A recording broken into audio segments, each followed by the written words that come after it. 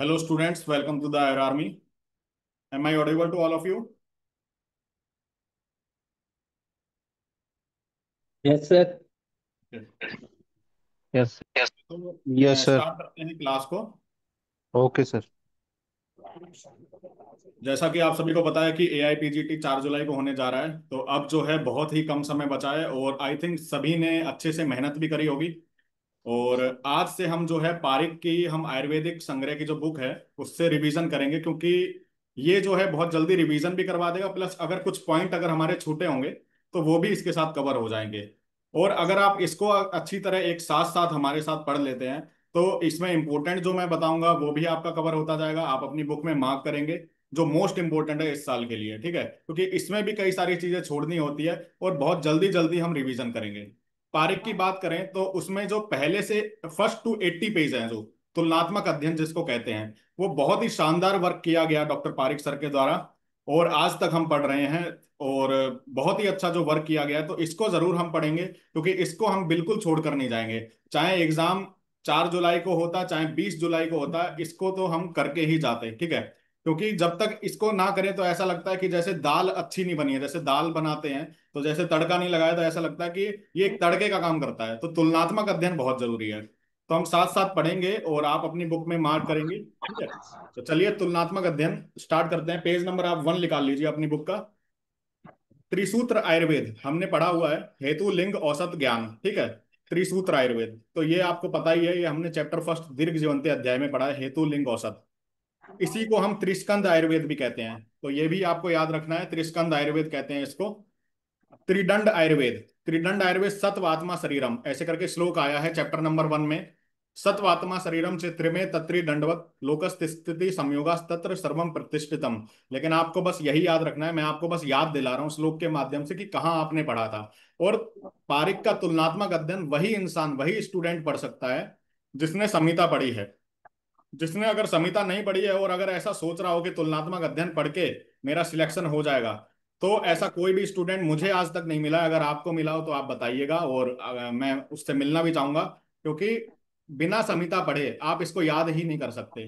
क्योंकि ये रट्टा मारने वाली चीज नहीं, जब आपके दिमाग में इमेज बन रही होगी कि पहले चैप्टर में हमने अच्छा त्रिसूत्र पढ़ा था, त्रिदंड हमने उस चैप्टर में पढ़ा था, तभी आप जो है रिकॉल कर पाएंगे और वही आप रिप्रोड्यूस कर पाएंगे अपने एग्जाम में। तो वो याद रखना है आपको। त्रिस्थून आयुर्वेद, ये वात पित्त कफ तीनों को कहते हैं, याद रखना है। त्रिस्तंभ भी इसी को कहते हैं, लेकिन त्रयो उपस्तंभ आहार निद्रा और ब्रह्मचर्य को कहते हैं, ये आपको पता होना चाहिए। त्रिस्कंद ये हम पढ़ ही चुके हैं, त्रिस्कंद यहाँ पे लिखा हुआ है, ठीक है, वही चीज दोबारा लिखी गई है। स्कंद त्रय हेतु दोष द्रव्य, ये वाग्भट ने बताया अष्टांग संग्रह में।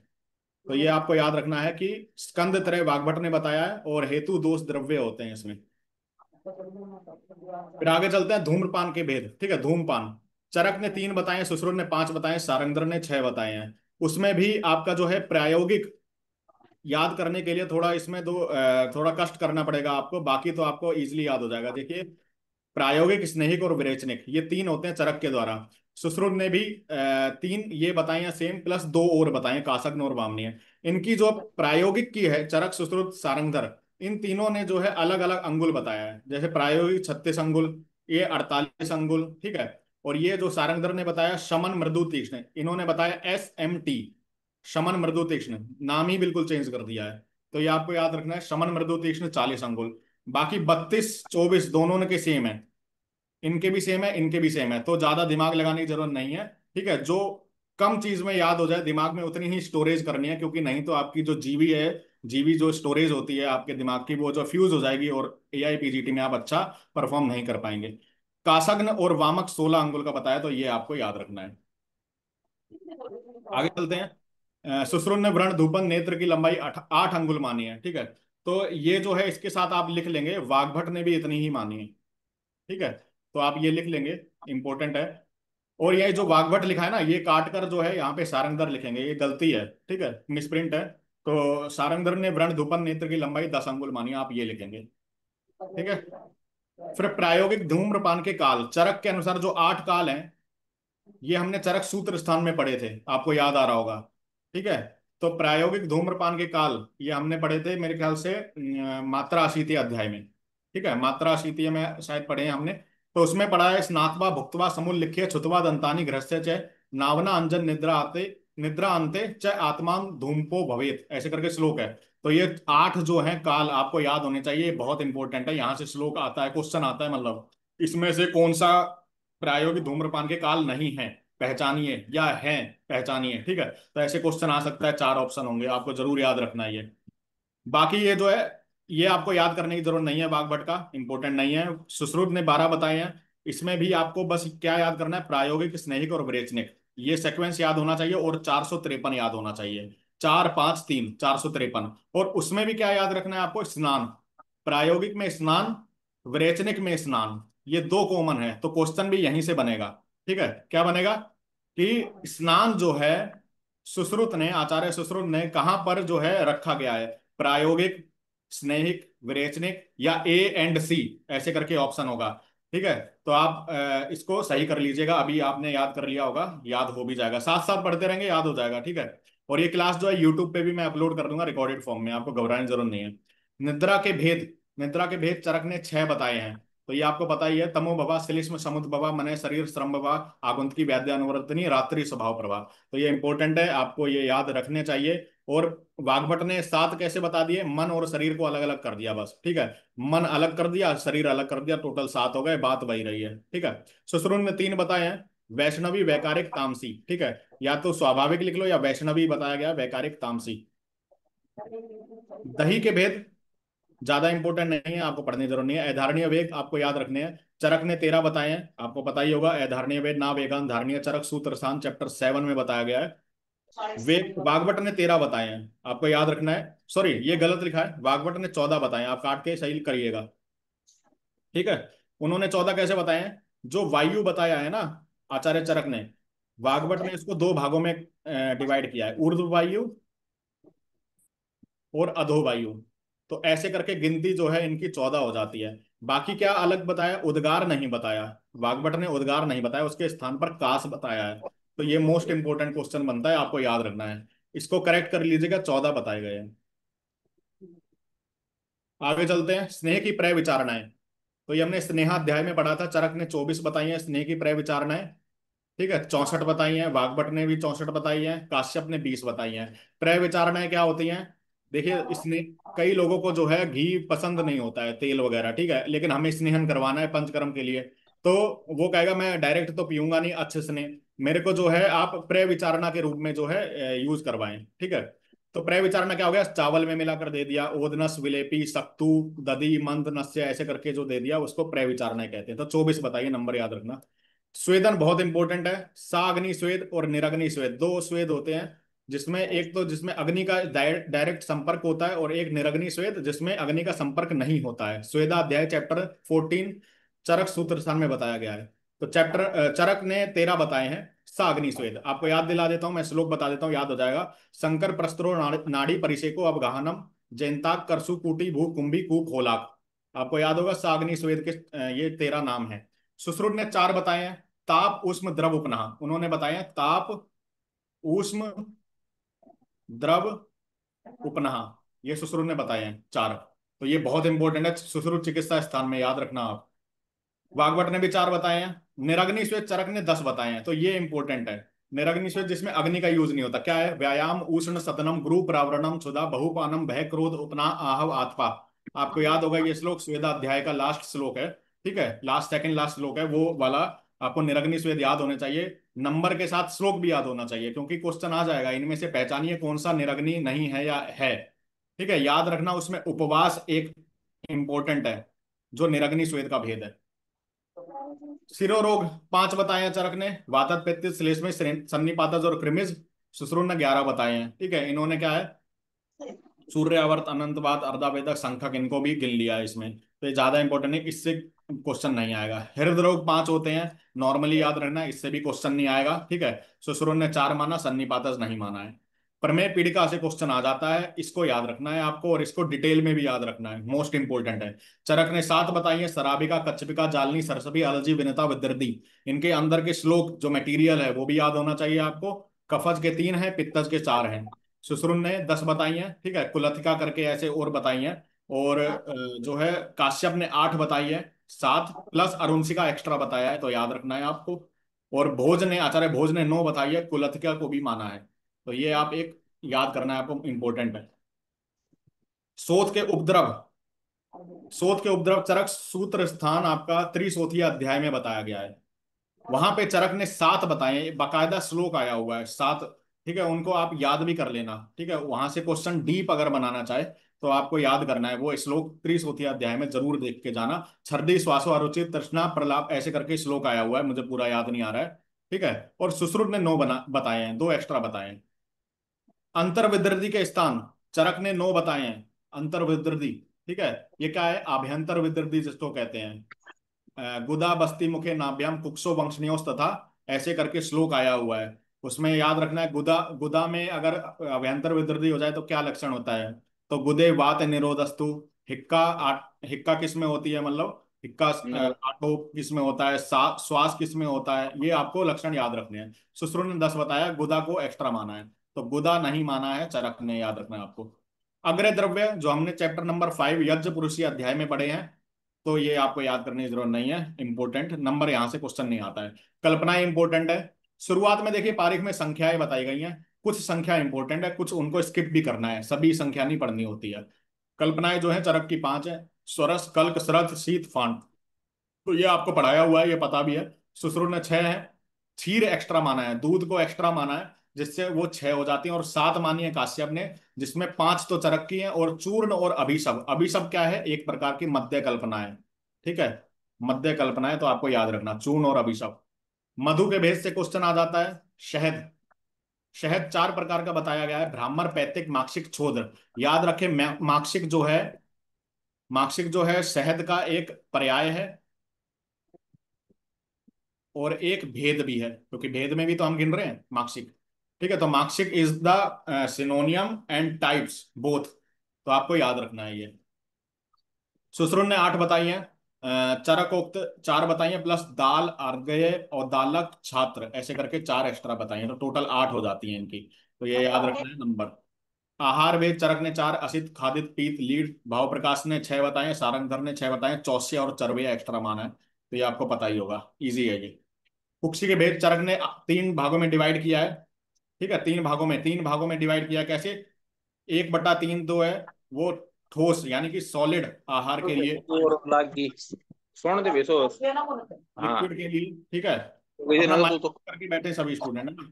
1/3 जो है लिक्विड डाइट के लिए है, और 1/3 जो है वात आदि दोषों का भ्रमण के लिए, यानी कि वात आदि दोष जो है अपना काम करते रहे। ऐसे ही इन्होंने क्या करा है, वाग्भट ने 4 भागों में डिवाइड किया है।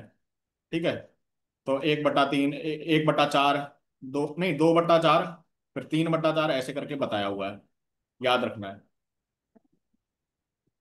उदावर्त चरक ने 6 बताए हैं, हल्का सा देख ले, ज्यादा इंपॉर्टेंट नहीं है। शुक्र दोष चरक ने 8 बताए हैं, सुश्रुत ने 11 बताए हैं। साध्य 4 है, कष्ट साध्य 5 है, असाध्य 2 है। कैसे याद करेंगे? आस्क, आस्क, आस्क से ए से हो गया असाध्य, एस से हो गया साध्य, कैसे हो गया कष्ट साध्य। आस्क 245, 245, कभी आप भूलेंगे नहीं, आस्क 245। ठीक है, तो ये आपको याद रखना है। आर्तव काल चरक ने 5 रात्रि का, सुश्रुत ने, यहां से क्वेश्चन आता भी नहीं है, इजी, आपको याद भी होगा। आगे चलते हैं। नपुंसक के भेद, तो चरक ने जो बताए हैं 4, ध्वजोपघात बीजोपघात वृद्धावस्था शुक्र 6 जन्य। ठीक है, तो इन्होंने, चरक ने जो है ना, ये गलत लिखा हुआ है, यहाँ पे 8 बताए हैं, ये वाले। आसक्य सौगंधिक कुंभिक ऋष्यक संड नारी संड ऐसे करके जो है क्लेब्य के 8 भेद बताए हुए हैं, जब आपने पढ़ा होगा। सुश्रुत ने 5 बताए हैं, सशुक्र और अशुक्र करके, तो ये आप एक बार पढ़ लेंगे। फिर क्लेब्य 6 बताए हैं, ज्यादा इंपॉर्टेंट नहीं है।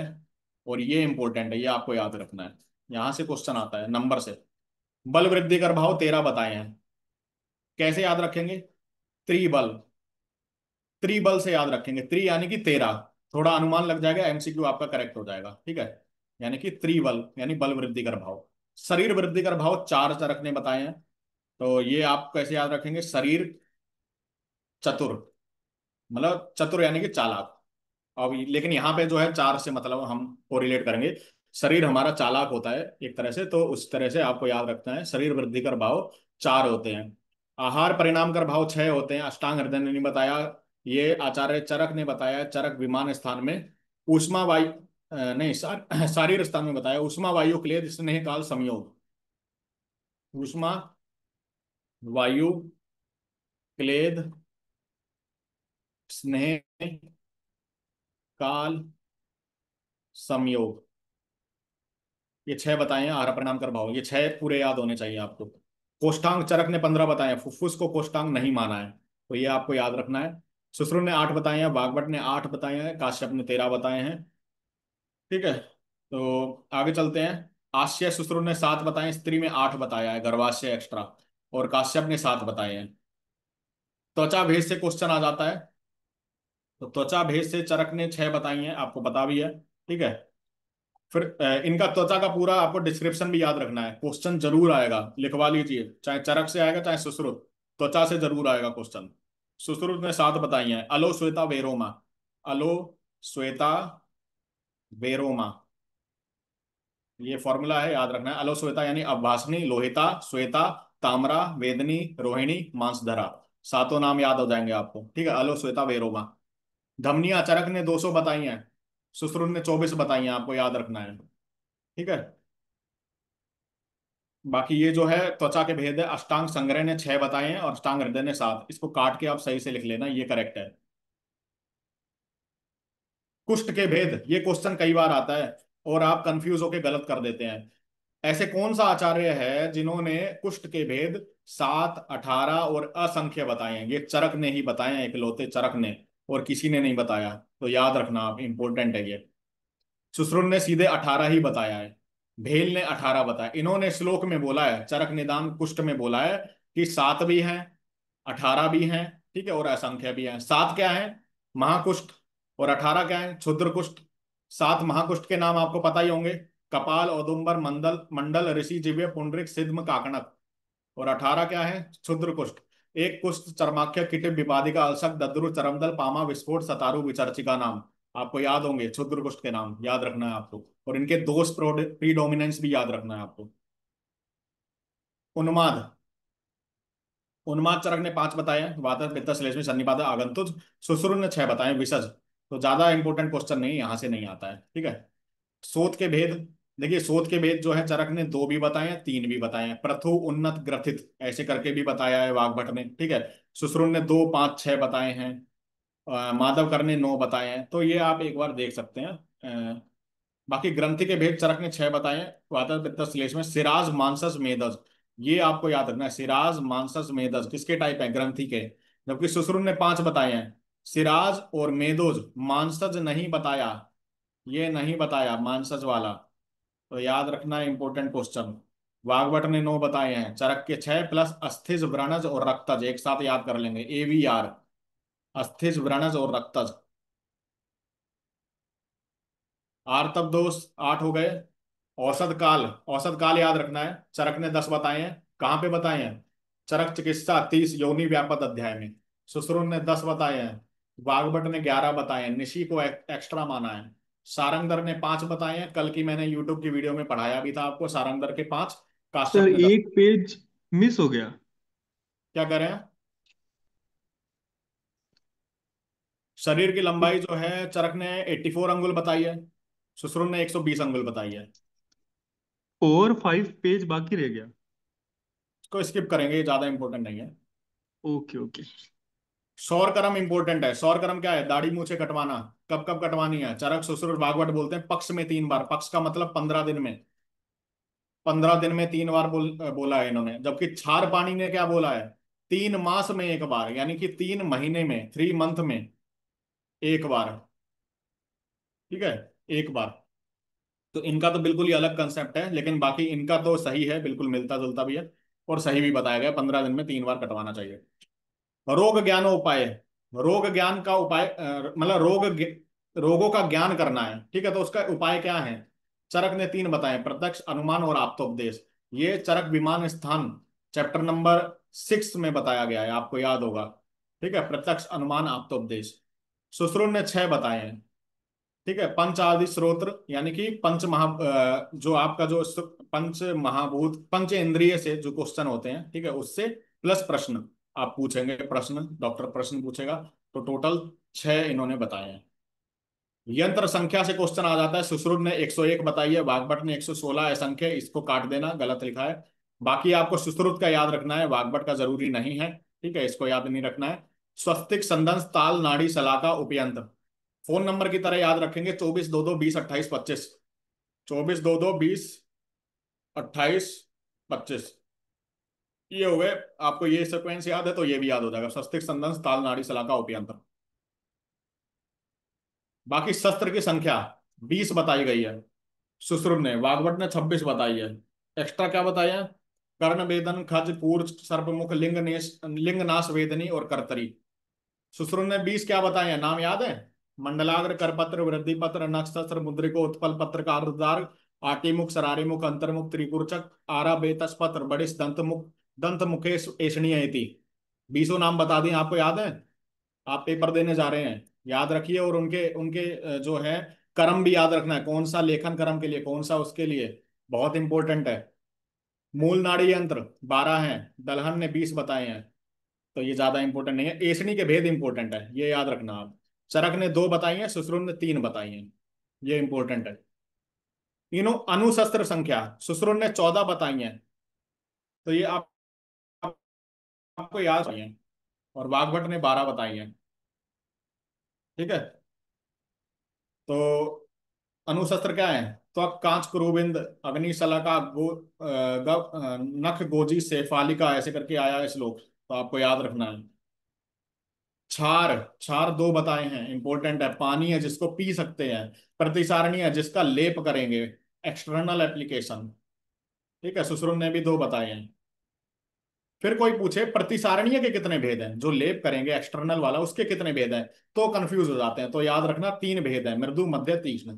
कंफ्यूज नहीं होना, इंपॉर्टेंट है ये, ठीक है। और चरक ने 10 गुण बताए हैं क्षार के, सुश्रुत ने 8 बताए हैं, ठीक है। तो सुश्रुत ने 8 क्या बताए हैं? नेव अति तीक्ष्णो मृदु शुक्ले लक्षणों अति पिछले अविशयंदी शिव शीघ्रम, अविशयंदी शिव शीघ्रम क्षार हेया अष्टगुणो स्मृत है, ऐसे करके श्लोक आया है। तो वो वाला श्लोक याद रखना इंपॉर्टेंट है, जो मैंने बोला है, नेव अति तीक्ष्णो न मृदु शुक्ले लक्षणों अति पिछले। अग्निकर्म की विधि सुश्रुत ने 4 बताई है। वलय, बिंदु, विलेखा, प्रतिसारण याद होनी चाहिए। अग्नि, विलय यानी कि घुमा घुमा कर जो जलाएंगे टिश्यू को, बिंदु यानी कि बिंदु बिंदु करके जलाएंगे, विलेखा यानी कि रेखा बना देंगे, प्रतिसारण यानी कि लेप कर देंगे पूरा, मतलब उसका लेप लाइक, मतलब ऐसे लगाएंगे जैसे ये सलाखा हो गई, तो पूरा सलाखा का ये पूरा पार्ट लगा रहे हैं आप, स्किन पे टच कर रहे हैं, तो ये हो गई आपकी वलय, बिंदु, विलेखा, प्रतिसारण। वाग्भट ने 7 बताई है, सुश्रुत की 4 प्लस अर्धचंद्र, स्वस्तिक और अष्टापद, तो ये आपको याद रखनी है।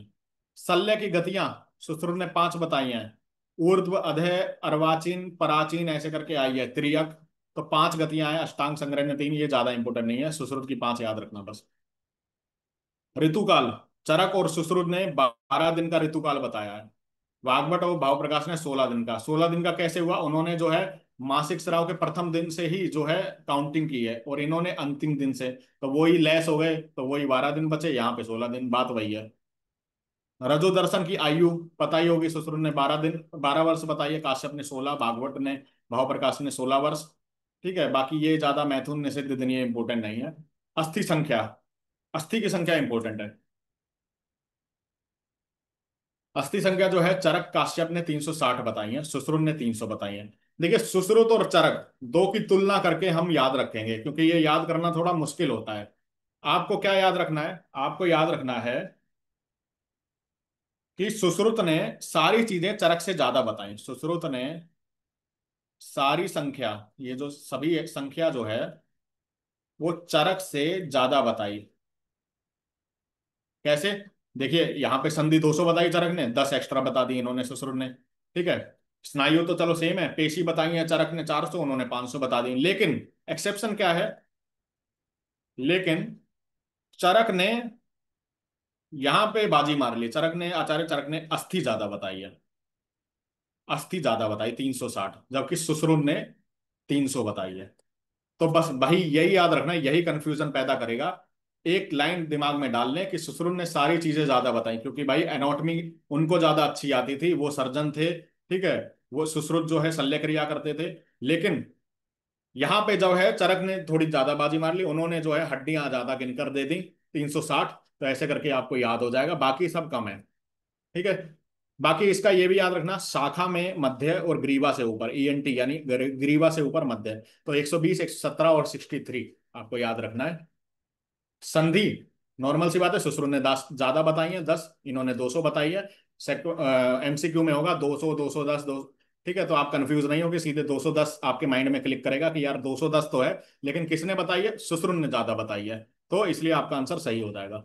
शाखा मध्य श्री ग्रीवा में 68, 59, 83। इसको ज्यादा आप एक बार पढ़े, याद हो जाए तो वेल एंड गुड, नहीं याद हो तो दिमाग खराब मत करना ज्यादा, इसमें माथा पच्ची मत करना आप। स्नायु चरक ने 900 बताई है, ससुर ने 900 बताई है। ठीक है। और ये जो है आप देख लेना, ज्यादा इंपॉर्टेंट नहीं है। पेशी देखिए फिर, चरक ने कम बताई है, ससुर ने ज्यादा बताई है, 500। ठीक है। और पेशी से सबसे इंपॉर्टेंट क्वेश्चन आता है ये वाला, ये मोस्ट इंपॉर्टेंट है जो आपको याद रखना है। स्त्रियों में 20 पेशियां अधिक बताई गई हैं, और कौन कौन सी, पांच पांच तो दोनों स्तनों में हो गई, 10 हो गई यहाँ पे। 4 अपत्य पथ में, अपत्य पथ यानी वेजाइना में, योनि में। 3 हो गई शुक्र और आर्तव प्रवेशनी, शुक्र और आर्तव प्रवेशनी, ठीक है, यानी सर्विक्स की बात करी जा रही है। तो ये हो गई। और गर्भ छिद्र, गर्भ छिद्र हो गया आपका वही सर्विक्स, सर्वाइकल रीजन। ठीक है। तो 3, तो टोटल कितनी हो गई, 10, 14 और 6, टोटल 20 हो गई एक्स्ट्रा। तो ये याद रखना है। गर्भस्राव, गर्भस्राव से क्वेश्चन आता है, मोस्ट इंपोर्टेंट है, याद रखना। देखिए गर्भस्राव और गर्भपात दोनों अलग अलग चीज हैं। गर्भपात तो होता है स्थिर गर्भ का पतन, स्थिर गर्भ यानी गर्भ बिल्कुल उसमें जो है हृदय की गति आ चुकी है। ठीक है। और स्थिर गर्भ बिल्कुल स्थिर हो गया है, यानी कि बिल्कुल चिपक गया है और वो जो है बढ़ रहा है अब यूट्रस में। तो स्थिर गर्भ का पतन को गर्भपात कहते हैं। मतलब कि गर्भस्राव किसको कहते हैं, मिस कैरेज को। मिस कैरेज जो होता है लाइक जो है जिसमें अभी जो है स्थिर गर्भ नहीं हुआ है, कोई हार्ट बीट नहीं आई है, ज्यादा कुछ ऐसा नहीं है, लेकिन जो है आपका एक तरह से स्राव हो जाए, वो गर्भ स्राव हो गया। ठीक है। तो सुश्रु ने 4 मास तक गर्भ स्राव माना है, वाग्भट और भोज ने 3 मास तक माना है। तो ये आपको याद रखना, ये इंपॉर्टेंट क्वेश्चन बन जाता है। गर्भपात जबकि 5वें से 6ठे मास तक माना गया है, तो ये इंपॉर्टेंट है, आपको याद रखना है। नाड़ी रोग सुश्रुत ने 8 माने हैं, माधव भाव प्रकाश ने 5। ज्यादा इंपॉर्टेंट नहीं है, सुश्रुत का याद रखना बस। सूक दोष, सूक दोष सुश्रुत निदान में हमने पढ़ा है 18 होते हैं, साध्य 14 होते हैं, असाध्य 4। असाध्य के नाम याद रखना, मांसार्बुद, मांसपाक, तिलकालक, विदर्दी। तो ये आपको याद रखना, वहां पे पढ़ाया भी गया था। क्षुद्र रोग चरक ने नहीं बताया है, तो याद रखना है। सुश्रुत ने 44 बताए हैं, माधव ने 43, वाग्भट ने 36, सारंगधर ने 60। ठीक है, तो गिनती आप याद रख सकते हैं इसकी। मुख रोग भी याद रखना है, चरक ने 4 बताए हैं, और कितने बताए हैं, चरक ने 4 बताए हैं, मुख रोग प्लस 64, 64 भी बताए हैं। सुश्रुत ने 65 बताए हैं। बाकी ये ज्यादा इंपॉर्टेंट नहीं है, चरक और सुश्रुत के याद रखना आप। कर्ण रोग जो है चरक ने 4 बताए हैं और सुश्रुत ने 28। ये आपको याद भी होंगे जब आपने कर्ण रोग पढ़ा होगा। नासा रोग चरक ने 4 बताए हैं, सुश्रुत ने 31 बताए हैं, वाग्भट ने 18 बताए हैं। नेत्र रोग, नेत्र रोग ये दोबारा वही चीज आ गई। ठीक है, 4 बताए हैं और 96 बताए हैं चरक ने, सुश्रुत ने 76 बताए हैं। बाकी नेत्र मंडल सुश्रुत ने 5 बताए हैं, पक्ष्म, वर्त्म, श्वेत, कृष्ण, दृष्टि, ऐसे करके मंडल 5 बताए हैं, भागवत ने 4 बताए हैं।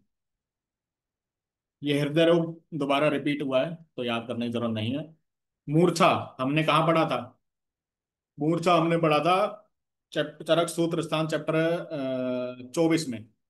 चरक ने 4 बताई हैं मूर्छा, वातज पित्तज कफज सन्निपातज, सुश्रुत ने 6 बताई हैं, भागवत माधव ने 6 बताई हैं।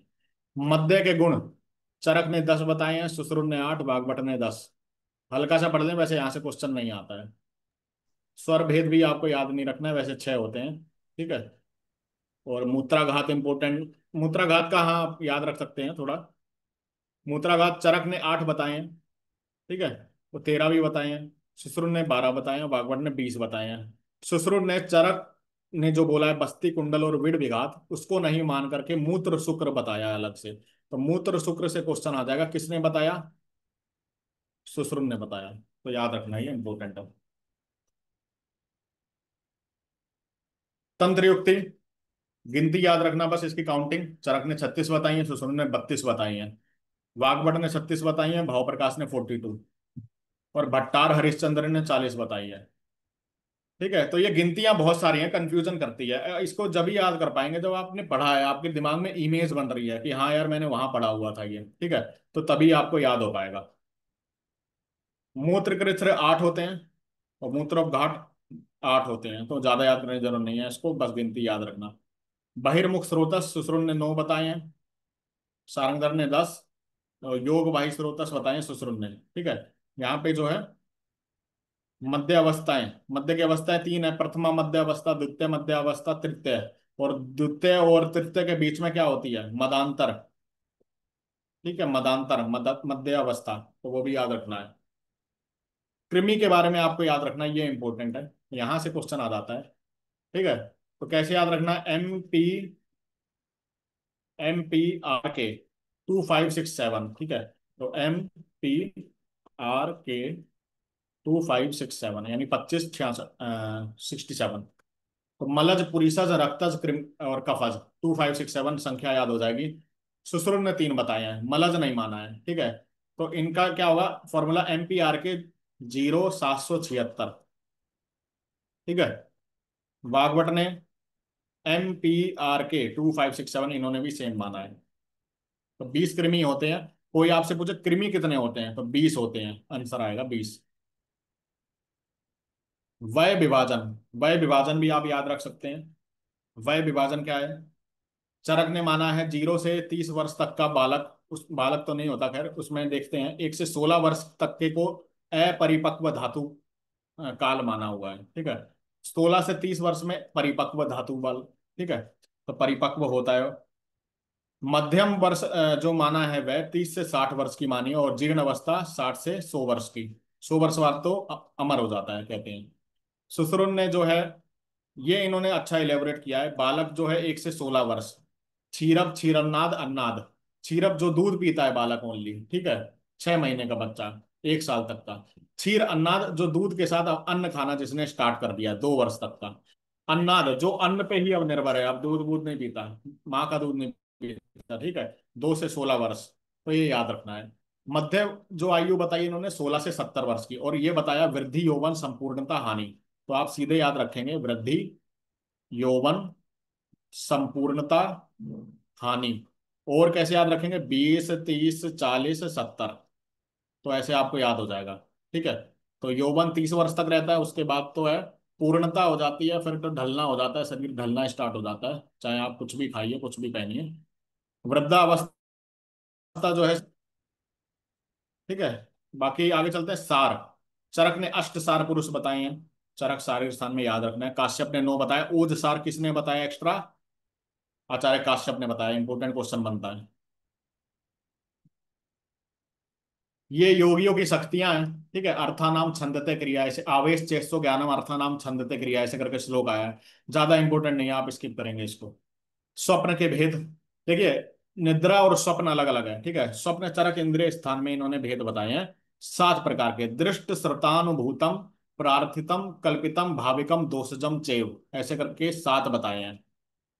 जो आप देखेंगे वो आपका जो सपने में आएगा, सिर्फ जो सुनेंगे वो आएगा, जो कल्पना करी आपने पूरे दिन वो सपने में। आप कल्पना कर रहे हैं आप कि मेरा पेपर यार अच्छा होगा, ठीक है, तो अच्छा ही होगा, सपने भी अच्छे आएंगे। अब आप कल्पना कर रहे हैं यार पेपर तो मेरा बेकार होगा, मैंने पढ़ाई नहीं करी है, ठीक है, तो सपना भी वही आएगा, और अगले दिन फिर हो भी वही जाएगा। इसलिए कल्पना जो है, कल्पना तो आप कर ही सकते हैं ना, क्या दिक्कत है? इमेजिनेशन तो आप कर ही सकते हैं, चाहे आपकी मेहनत कैसी भी हो। पॉजिटिव माइंड रखिए, मेहनत अच्छी रखिए। ठीक है, मेहनत में मतलब मेहनत तो रखिए ही, प्लस कल्पना भी अच्छी रखिए। कोई भी आपसे पूछे हाँ भाई बिल्कुल तैयारी है 1 नंबर की, बस पेपर आने दो, मैं तो तैयार बैठा हूँ, देखियो टॉप 10 में नाम आएगा। किसने जाना टॉप 10 में आया ना आया? अभी तो आप जो अपने माइंड को ऐसे सशक्त प्रबल तो कर सकते हैं ना, क्या दिक्कत है? तो वो आपको याद रखना है। काश्यप ने 10 बताए हैं स्वप्न के भेद। भूतोन्माद, तो भूतोन्माद चरक ने 8 बताए, बस नाम नाम वगैरह कुछ याद नहीं रखना, बस इतना ही याद रखना 8, ये सारा स्किप कर देना आप। मदन फल के योग चरक ने 133 और सुश्रुत ने 31 बताए हैं, हल्का सा देख लेना, ज्यादा इंपॉर्टेंट नहीं है। अंतरिक्ष जल चरक ने 3 बताए हैं, धार कार हेम, और सुश्रुत ने 4, धार कार तोसार हेम। ओष्ठ रोग आ गए, सुश्रुत ने 8 बताए हैं, वाग्भट 11 बताते हैं, खंडोष्ठ, ओष्ठार्बुद, जलार्बुद एक्स्ट्रा बताते हैं। अब गर्भिणी में यवागु देने का विधान, इन्होंने एक्स्ट्रा लिखा है, गर्भिणी में यवागु देने का विधान इंपॉर्टेंट है। चरक ने 8वें मास में बताया है, सुश्रुत ने 6ठे मास में बताया है। ठीक है, तो ये याद रखना, 8वें मास में, सुश्रुत ने 6ठे मास में। इंपॉर्टेंट है, आप याद रखना। और सुश्रुत ने 8वें मास में बोला है आस्थापन और अनुवासन बस्ती देनी है, और चरक बोल रहे हैं 9वें मास में अनुवासन बस्ती देनी है। तो यहां से क्वेश्चन आ जाता है, इसलिए इन्होंने जो है ये अलग से लिख रखा है, इंपॉर्टेंट है, आपको याद रखना है। ठीक है। प्रसूतागार में स्त्रियों की संख्या सुश्रुत ने 4 बताई है, और चरक ने बोला है जितनी स्त्री आ जाए उतनी कम है। बाकी विष वर्णन, तो ये तो आपको पता ही है, 23वां अध्याय जो है चरक चिकित्सा स्थान का विष वहां बताया गया है, कल्प स्थान सुश्रुत का है। बाकी काश्यप का सर्व विष प्रतिपादक है। उपविष के बारे में ज्यादा इंपॉर्टेंट नहीं है, आप मत देखिएगा। ठीक है, स्किप कर दीजिए। स्वर भेद भी इंपॉर्टेंट नहीं है, अरोचक भी इंपॉर्टेंट नहीं है। दो हृदय अवस्था मोस्ट इंपॉर्टेंट है, जहां से क्वेश्चन आता है, ये आपको याद रखना है। देखिए कंसेप्ट देखिए, चरक ने तृतीय मास में दो हृदय बताया। दो हृदय क्या होता है, एक माँ का हृदय, ठीक है, यानी माँ की इच्छा, और एक जो है जो पेट में गर्भ है उसकी इच्छा, यानी उसका हृदय। इसलिए दो हृदय जो होते हैं उस टाइम, इसलिए दो हृदय अवस्था की जाती है। चरक कह रहे हैं तृतीय मास में दो हृदय अवस्था हो जाती है, सुश्रुत कह रहे हैं चतुर्थ मास में। याद रखना, मोस्ट इंपोर्टेंट है, क्वेश्चन जरूर आएगा। वाग्भट 3 पक्ष से 5 मास तक वाग्भट ने बताया, काश्यप ने तृतीय मास में बताया है। तो ये इंपॉर्टेंट है बहुत, आपको याद रखना है किस मास में किसने दो हृदय अवस्था बताया है। गर्भनाल छेदन इंपॉर्टेंट है। एक तो क्वेश्चन आएगा किस शस्त्र से करते हैं, तो अर्धधार शस्त्र से। अर्धधार शस्त्र से बताया गया है नाभीनाल कर्तन। चरक और सुश्रुत ने 8 अंगुल छोड़कर बताया गया है नाभीनाल कर्तन, बागभट जबकि 4 अंगुल पे। तो दोनों अलग अलग है, इंपॉर्टेंट क्वेश्चन बनता है, याद रखना आपको। ठीक है। और अन्नप्राशन काल क्या है, बागभट ने 6ठा मास बताया है, और काश्यप ने 10वां मास बताया, ये इंपॉर्टेंट है, आपको याद रखना है। ठीक है, अन्नप्राशन। कर्ण वेधन काल 6ठे 7वें मास के शुक्ल पक्ष में सुश्रुत ने बताया है कर्ण वेदन काल, जबकि भागवत ने 6ठे 7वें 8वें मास में बताया है कर्ण वेदन काल। तो ये आपको याद रखना है, और ये पढ़ाया भी हुआ है आपको। देखिए नाभि नाल कर्तन जन्य व्याधियां क्या क्या होती हैं, चरक ने 4 बताई हैं, उत्तुंडिका, पिंडलिका, विनामिका, विजृंभिका। तो ये आपको याद होना चाहिए। वाग्भट ने 2 बताई हैं, विनामिका और विजृंभिका। तो क्वेश्चन कैसे आ जाता है, ये नाम इनमें से अजीब से नाम है, अब ये नाम ही लिख देंगे। ठीक है, इनमें से पहचानिए कौन सी नाभि नाल कर्तन जन्य व्याधियां हैं, ऐसे आ जाएगा क्वेश्चन। वैसे तो इजी है, अब आपने पढ़ लिया तो इजी है आपके लिए, लेकिन जिसने पढ़ा ही नहीं, या जो बिल्कुल ही सोच रहा है कि यार ये क्षुद्र रोग भी हो सकता है क्या, ऑप्शन में होगा क्षुद्र रोग भी है, ठीक है, तो कंफ्यूज हो जाएंगे। तो इसलिए आप यहां से याद रखें, बिनामिका और विजृंभिका, यहां से क्वेश्चन जरूर आता है। दंत उद्भेद काल, काश्यप 4 से 8वें मास में बताने, भागवत 8वें मास, जाना इंपॉर्टेंट नहीं है। वमन विरेचन, व्यापद, ठीक है, कॉम्प्लिकेशन। चरक ने 10 बताई, सुश्रुत ने 15, भागवत ने 12। चबासु से याद रखेंगे, चबासु। चरक, भागवत, सुश्रुत 10, 12, 15, चबासु, इंक्रीजिंग ऑर्डर में। बस्ती नेत्र प्रमाण, अब चरक ने बताई है बस्ती नेत्र 6 वर्ष में 6 अंगुल का, 12 वर्ष में 8 अंगुल का, 20 वर्ष में 12 अंगुल का। और मूंग सतीन करकंदू, ठीक है, या मूंग कलाय करकंदू, ऐसे करके आपको याद रख लेना है। बाकी सुश्रुत का इन्होंने जो है और इलेबोरेट करके बताया है। बहुत मुश्किल क्वेश्चन बनाना हो तो यहाँ से याद आता है कई बार, क्योंकि ये टेबल जल्दी याद नहीं होती। अगर आपको याद है तो बहुत अच्छी आपकी तैयारी है, आप ये समझ सकते हैं कि आपकी तैयारी उम्दा लेवल की है। ठीक है, तो 1 वर्ष में 6 अंगुल की बताइए इन्होंने, सुश्रुत ने। ठीक है, और मूंग तुल्य बताया है।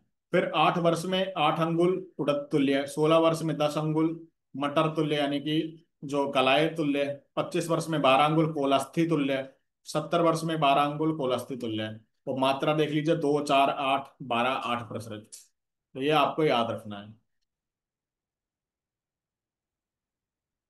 बाकी ये जो है नहीं है, बस्ती नेत्र दोष, कुटक दोष और बस्ती दाता दोष। ठीक है, तो कितने होते हैं आप एक बार देख लेंगे, ज्यादा इंपॉर्टेंट ये भी नहीं है, क्वेश्चन नहीं आता है। सुश्रुत अनुसार कुछ कुल बस्ती दोष 76 बताए गए हैं। देखिए वैद्य और आतुर निमित्तज, ये सॉरी वैद्य निमित्तज ही है, इसको आप काट के लिखना। वैद्य निमित्तज 44 है। आतुर निमित्तज 15 है। वैद्य निमित्तज जो है, ये जो है इसमें लिखा नहीं हुआ है सही से, मैं आपको बता देता हूँ। वैद्य निमित्तज 8 है। ठीक है, सॉरी ये 9 है, आप करेक्ट कर लीजिएगा, ये 9 है। और स्नेह वापस ना होने के कारण ये जो है ये 8 है। ठीक है, आप करेक्ट करना है इसको। ठीक है, और वैद्य और आतुर निमित्तज बोथ जो है 44 है, टोटल 76 हो जाती है।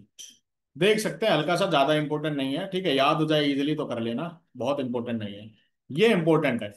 निरुबस्ती में जो मात्राएं होती हैं, ठीक है, निरुबस्ती मात्रा औसत द्रव्य क्वाथ जो है 1/5 भाग लेंगे, जबकि वातज विकृति में इसने 1/4 भाग। कैसे याद करेंगे? देखिए वातज विकृति है, नॉर्मल सी बात है। वातज में स्नेह क्या करेगा? स्नेह जो वात का समन ज्यादा करेगा, ठीक है, अच्छी तरह करेगा। तो स्नेह ज्यादा लेंगे ना, ताकि वात का समन हो। तो 1/4 का मतलब है सबसे ज्यादा, इन सब में सबसे ज्यादा स्नेह लिया है। तो अगर ऑप्शन में मान लो 1/2 हो, तो भी 1/2 आंसर आएगा। अगर पित्तज 1/4 है, तो 1/2 आंसर आएगा, यानी स्नेह ज्यादा लेना है, सीधी सी बात है। वैसे तो ये जो है पंच प्रसृतिक बस्ती की बात की जा रही है। ठीक है, तो ये तो जो है नॉर्मल बस्ती की बात करी जा रही है, 1/4 ही होगा। और पित्तज में 1/6 होगा, इसमें 1/8 होगा, याद रखना है। बाकी निरुबस्ती की मात्रा है 6 महीने से 1 वर्ष तक के बच्चे का आधा प्रतिशत बढ़ाते जाना है। ठीक है, फिर 12 वर्ष तक का, इसका फॉर्मूला मैंने बताया हुआ है, एज -6 ऐसे करके फॉर्मूला है, वो आप याद करना। 12 वर्ष में 6% है, 18 वर्ष में कितने हैं। ठीक है, तो यहाँ से क्वेश्चन आता है, इंपॉर्टेंट है, इसको स्किप मत करना, क्वेश्चन जरूर आ जाएगा। एक एज पूछ लेंगे, 14 वर्ष के बालक में कितनी जो है बस्ती दी जाती है, तो क्वेश्चन आ जाएगा, आप याद रखना फॉर्मूला से कि कितनी दी जाएगी, आप निकाल के रखना। ठीक है, उत्तर बस्ती स्त्री में दो 10 अंगुल का बताया गया है पुस्त नेत्र प्रमाण, पुरुष में 12 अंगुल का, इंपॉर्टेंट है। और सुश्रुत ने 10 अंगुल, इन्होंने 14 अंगुल बताया है पुरुष में। तो ये याद रखना, ये एक्सेप्शन है दोनों का, ये याद रखना है, इंपॉर्टेंट है। 10 अंगुल तो सेम ही है, ये याद रखना है आपको। बाकी ये मोस्ट इंपॉर्टेंट है। ठीक है, स्त्री में बताया है योनि मार्ग में अगर जो है उत्तर बस्ती देंगे तो 4 अंगुल तक प्रवेश करवाएंगे पुष्प नेत्र, 4 अंगुल। मूत्र मार्ग में देंगे तो 2 अंगुल तक। ठीक है, बाला यानी कि कन्या है, कोई बच्ची है, तो उसके योनि मार्ग में बस्ती नहीं देंगे। लेकिन मूत्र मार्ग में अगर जरूरत है तो दे सकते हैं, लेकिन 1 अंगुल तक ही नेत्र प्रवेश करवाएंगे, इंपॉर्टेंट है। सुश्रुत ने बोला है पुरुष में 6 अंगुल उत्तर बस्ती नेत्र प्रवेश करवाएंगे। ठीक है, तो 6 अंगुल तक उन्होंने बोला है, तो ये आपको याद रखना है, इंपॉर्टेंट है। ठीक है, और ये जो है बस्ती की मात्रा बताई गई है उत्तर बस्ती की, स्नेह 1 प्रकुंच पुरुष में, स्त्री में 1 प्रसृत, क्वाथ 1 प्रसृत। ठीक है, तो इसको आप देख सकते हैं। और चरक ने अर्धपल मानी है, ये इंपॉर्टेंट है, याद रखना। चरक का याद रखना, बेशक ये याद सुश्रुत का मत रखना, चरक का जरूरी है, जो आपको याद रखना है, अर्धपल। तो पेज नंबर 13 तक ही याद रखते हैं। ठीक है, फर्स्ट टू 80 पेज हमें पढ़ने हैं। फर्स्ट आप ये 13 पेज जो है अच्छी तरह आप पढ़ लीजिए, जो मैंने बताया है। ठीक है, जो स्किप करा है वो मत पढ़िए, और इतना ही आपको पढ़ना है। ठीक है, और ये रिवीजन आपकी जो है, आपका यूट्यूब चैनल जो है हमारा, ये आएगा आर्मी का, उसमें भी जो है आपको मिल जाएगी वीडियो, वहां पे मैं अपलोड कर दूंगा इसके बाद। ठीक है, तो चलिए लगातार मेहनत करते रहिए, बिल्कुल डरना नहीं है। अब पक्का आपका सिलेक्शन होने के चांसेस बहुत पास हैं। ठीक है, अब बस 7 से 8 दिन बचे हैं, अपना जितना मेहनत हो सकता है जी तोड़ लगा दीजिए। इसके बाद 1 साल पूरा लगेगा, पूरा अगली साल आएगा AIPGT 2026। ठीक है, तो याद रख लें, आपको अगली साल बैठना है क्या, इस साल ही मैं जी जान लगा दूं। ठीक है, तो यही एक मौका है, यही एक जो है दस्तूर है, पूरी जान लगा लीजिए, पूरा मेहनत कर दीजिए। ठीक है, 12 से 15 घंटा से कम बिल्कुल मत दीजिए। और जो इम्पोर्टेंट पेपर हैं लास्ट ईयर के वो लगाइए। अब कोई आपको टेस्ट सीरीज या ऐसा कुछ लगाने की जरूरत नहीं है। अगर आपको कुछ इंपॉर्टेंट क्वेश्चन आपने प्रैक्टिस करी होंगी, तो वो आप जो है आपने लिखे भी होंगे कि ये क्वेश्चन इंपॉर्टेंट है, तो वो आप सॉल्व करिए, या फिर जो है लास्ट ईयर के पेपर करिए। बाकी इसके अलावा कुछ मत करिए, नहीं तो दिमाग खराब होगा आंसर में। मतलब मान लो सिलेक्ट इसमें जो है मॉडल पेपर में आपके नंबर कम आते हैं, तो आप पूरे दिन यही सोचते रहोगे कि यार मेरे नंबर कम आए हैं। ठीक है, तो ये नहीं सोचना है आपको। ठीक है, good afternoon sir. Good afternoon. Sir एक बार मॉडर्न का और बता दीजिए, मॉडर्न में थोड़ा। दिक्कत मॉडर्न हो का गया उसमें। देखिए बताया हुआ है मैंने उसमें। आप क्रैश कोर्स में किसमें? सर मैं तो टेस्ट सीरीज में हूँ। अच्छा। मॉडर्न में जो है आप फिजियोलॉजी का, ठीक है, फिजियोलॉजी का अच्छी तरह पढ़ के जाइए। जैसे आपके जो है ये इंक्यूबेशन पीरियड होता है, वहां से क्वेश्चन आ जाता है। सभी में जो है छोटा छोटा, जैसे पारिक में दिया गया है वो भी आप कवर कर सकते हैं, वो भी इजी रहेगा। जैसे मान लो वैक्सीनेशन है, कौन सी जो है वैक्सीनेशन जो है, आप वैक्सीनेशन शेड्यूल आपको पता होना चाहिए। और इंट्राडर्मल कौन सी है, सबकुटेनियस कौन सी है, विटामिन्स के बारे में आपको पता होना चाहिए। इंक्यूबेशन पीरियड हो गया। कुछ साइंस होते हैं, मर्फी साइन, मर्फी ट्राइड। आज के टाइम में हर्पीज, हर्पीज नहीं सॉरी, ये जो है आपका सर्वाइकल कैंसर की वैक्सीन आई है, सर्वाइकल कैंसर की वैक्सीन आई है ना। तो वो जो है आपको पता होनी चाहिए कि कौन सी वैक्सीन है। कुछ नई अगर इन्वेंशन हुई है तो वो आपको पता होनी चाहिए। कैंसर मार्कर पता होने चाहिए, कैंसर मार्कर क्या होते हैं, ठीक है। कौन कौन सी डिजीजेस जो है, मतलब इन्वेस्टिगेशन करवाएंगे, इन्वेस्टिगेशन की नॉर्मल वैल्यू पता होनी चाहिए। और एनाटॉमी में जो है आपको जो है ये मेन मेन जो कार्पल टनल सिंड्रोम हो गया, डाउन सिंड्रोम हो गया, टर्नल सिंड्रोम हो गया, और पीडियाट्रिक्स में अपगार स्कोर, ये सब पता होना चाहिए आपको। ठीक है। सर्च कर लीजिए सर्वाइकल वैक्सीन, गूगल पे आपको मिल जाएगी। सर ठीक एक है। बार रिसर्च का और बता दीजिए। रिसर्च के लिए तो रिसर्च में तो आपको जो है एक कोई भी वैक्सीन जो है या कोई भी दवाई मार्केट में आने से पहले मार्केटिंग फेज जो होता है, जो पांचों फेज होते हैं वो पता होने चाहिए आपको। टाइप्स ऑफ स्टडी पता होने चाहिए, क्रॉस सेक्शनल कौन सी है, और ये सब जो स्टडी होती है, कोहोर्ट स्टडी, ये सब पता होना चाहिए आपको। प्लस जो है आपको इसमें लास्ट में जो स्टैटिस्टिक्स है, उसमें P test, Z test, T test किसमें करवाएंगे, कोरिलेशन कोफिशिएंट क्या है, ये पता होना चाहिए। और मीन मीडियन मोड जो है सिंपल आपको पता होना चाहिए, जो आपने 10th क्लास में आपने पढ़ा था। मीन मीडियन मोड सिंपल है, मीन यानी कि सभी का मीन निकाल लेना, और मोड जो है मीडियन, मीडियन यानी कि दोनों का बीच का मीडियन निकाल देना। ठीक है, तो वो सब आप एक बार देख सकते हैं, इंपॉर्टेंट है, वहां से क्वेश्चन आता है, इजी आता है। ठीक है। सर आप और क्लासेस भी लोगे क्या इसी की? हाँ, लाइक। इसी को तारीख को हम फिनिश करेंगे रिवीजन क्लास में, जल्दी से 30 तारीख तक कर देंगे, फिर हम 4 तारीख, मतलब 4 दिन आपको देंगे, आप अपनी रिवीजन करिए और अच्छे से एग्जाम दीजिए। सर एक बार टाइमिंग और बता दीजिए। टाइमिंग यही होगा जहाँ तक है, 3 बजे ही ओके। क्लास होगी दोपहर में, बाकी थैंक में उसमें शेड्यूल कर दिया जाएगा आपके ग्रुप में। Thank you sir. ठीक है, लगातार पढ़ते रहिए आप, मेहनत करते रहिए। मेहनत के अलावा और कोई भी दूसरा रास्ता शॉर्टकट नहीं होता है। चलिए, जय हिंद, जय आयुर्वेद।